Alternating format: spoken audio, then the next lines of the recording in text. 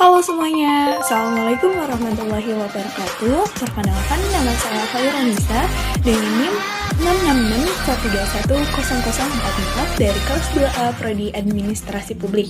Nah, pada video kali ini saya akan membahas mengenai tugas ujian setengah semester dengan mata kuliah Sistem Informasi Manajemen dan dosen pengampu Ibu Ayu.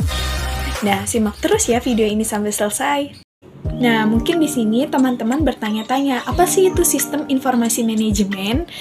Nah, jadi sistem informasi manajemen itu merupakan sebuah sistem manusia ataupun mesin yang terpadu untuk menyajikan informasi yang bertujuan mendukung fungsi operasi, manajemen, dan pengambilan keputusan dalam sebuah organisasi. Kemudian, di sini saya juga akan membahas terkait dengan konsep dasar sistem informasi manajemen yang ternyata itu ada 4. Pertama yaitu input, proses, output, dan feedback. Nah, yang dimaksud dari input sendiri itu merupakan data yang masuk gitu dalam sistem informasi dan sebagai bahan dasar dalam pengambilan keputusan. Kemudian yaitu proses. Proses itu merupakan tahapan yang mana dikelolanya data tersebut untuk kemudian disinkronisasi ataupun diverifikasi. Yang ketiga, ada output. Output di sini itu merupakan keluaran atau tujuan dari sistem yang dapat didapatkan dari input dan proses yang dilakukan. Nah, biasanya output itu berisi informasi yang bermanfaat yang dapat membantu pemakai sistem dalam mengambil keputusan. Dan yang terakhir yaitu ada feedback. Feedback merupakan umpan balik atau kumpulan data atau elemen yang merupakan keluaran dari sistem tersebut gitu, sehingga bisa digunakan kembali gitu. Dari pengertian konsep dasar sistem informasi manajemen yang telah tadi saya jelaskan, di sini saya akan menjelaskan juga terkait dengan contoh konsep dasar informasi manajemen pada satu layanan di Universitas Sultan Ageng Tirtayasa, yakni Pusdai-Info atau Pusat Data dan Informasi. Nah, di sini saya mengambil contoh terkait dengan riset paspor si akad ataupun sepada yang pernah saya alami sebelumnya. Jadi, untuk inputnya sendiri atau masukannya yang pertama dilakukan yaitu mahasiswa dimintai KTP atau KTM sebagai kartu identitas untuk bisa dilakukannya verifikasi. Itu sebagai inputnya. Kemudian dilanjut dengan proses. Nah, prosesnya itu ketika mahasiswa sudah melaporkan, diminta untuk menunggu beberapa saat untuk tim Pusdai-Info melakukan verifikasi dan pengecekan ulang terkait data mahasiswa tersebut. Selanjutnya, ketika sudah dilakukannya proses, kemudian ada output yang bisa kita terima atau keluaran yang dikeluarkan oleh Pusdai-Info tersebut, yaitu terkait dengan password baru yang kemudian diterima mahasiswa yang dikirimkan dari Pusdai-Info tersebut gitu. Dilanjut dari output, kemudian tentunya ada feedback nih, feedback yang diperoleh, yaitu mahasiswa dapat kembali lagi mengakses sepada maupun si akad gitu tanpa terjadi kesalahan saat login. Itu tadi terkait dengan konsep informasi manajemen dalam contoh pelayanan Pusdai-Info Untirta. Nah, lanjut kepada pembahasan selanjutnya yaitu terkait dengan hardware, software, jaringan, dan database. Jadi di sini saya akan menjelaskannya terkait yang pertama yaitu hardware. Jadi kalau hardware itu dikenal dengan yang namanya port, kemudian keyboard. Kemudian selanjutnya ada software atau yang biasa dikenal dengan perangkat lunak. Nah, ini merupakan kumpulan data elektronik yang disimpan dengan diatur oleh komputer tersebut. Bisa berupa program yang berguna untuk menjalankan suatu perintah. Biasanya itu terkait dengan aplikasi-aplikasi. Sedangkan di dalam Pusdai-Info yang termasuk software-nya itu ada pertama itu seperti si akad, sepada.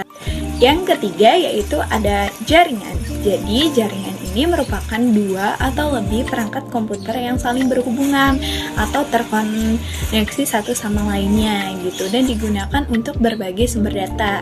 Setiap titik akhir dari suatu jaringan itu memiliki tanda pengenal yang biasa disebut dengan alamat IP atau alamat media akses kontrol tersebut. Sedangkan di Pusdai-Info contoh jaringannya yaitu seperti jaringan yang biasa digunakan untuk mengakses Pusdainfo, yaitu jaringan yang terdapat dalam handphone dengan bantuan kartu Telkomsel, kemudian mengaksesnya menggunakan jaringan 4G.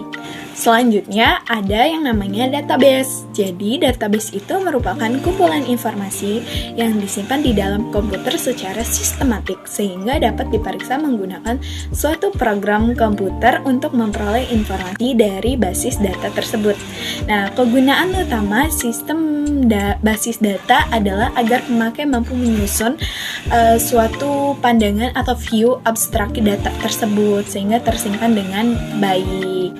Adapun database dari Pusdainfo tersebut seperti adanya data nama-nama mahasiswa beserta dengan jurusannya, kemudian data mata kuliah, data nama dosen. Kemudian terkait dengan kualitas informasi yang dihasilkan oleh sistem informasi manajemen Pusdainfo. Yang pertama yaitu ada tepat waktu.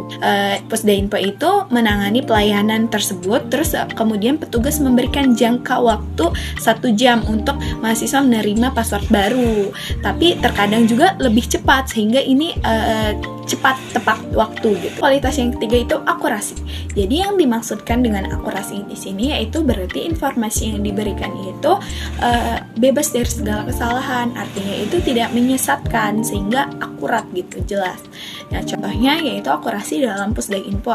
Seperti Pusdainfo itu selalu memberikan informasi yang jelas, seperti pada pengumuman pembayaran UKT, terus pengumuman pengisian KRS. Yang ketiga yaitu transparansi. Jadi transparansi itu terbukanya akses bagi seluruh masyarakat terhadap semua informasi yang terkait dengan segala kegiatan yang mencakup keseluruhan proses melalui suatu manajemen sistem informasi publik tersebut. Nah, transparansi dalam Pusdainfo sendiri yaitu setiap informasi dan data yang disampaikan oleh Pusdainfo itu selalu transparan dan jelas gitu, sehingga memudahkan para mahasiswa dan dosen gitu. Contohnya dalam prosedur pembuatan KRS itu harus melampirkan ini, itu, ataupun lain sebagainya. Yang keempat yaitu akuntabilitas. Jadi akuntabilitas di sini yaitu tindakan pertanggungjawaban atas hasil yang diperoleh setelah melakukan aktivitas tertentu. Nah, yang dimaksudkan di sini yaitu jadi kita itu harus mampu bertanggung jawab atas apa yang kita peroleh. Contohnya dalam pelayanan pada Pusdainfo. Ketika Pusdainfo telah membantu kita, semisal kayak permasalahan seperti saya tadi riset paspor, Puspada ataupun siakat, alangkah lebih baiknya kita memiliki jiwa akuntabilitas yang mana kita pun harus bisa memberikan tutur kata yang baik juga ketika ingin mendapatkan pelayanan yang baik gitu.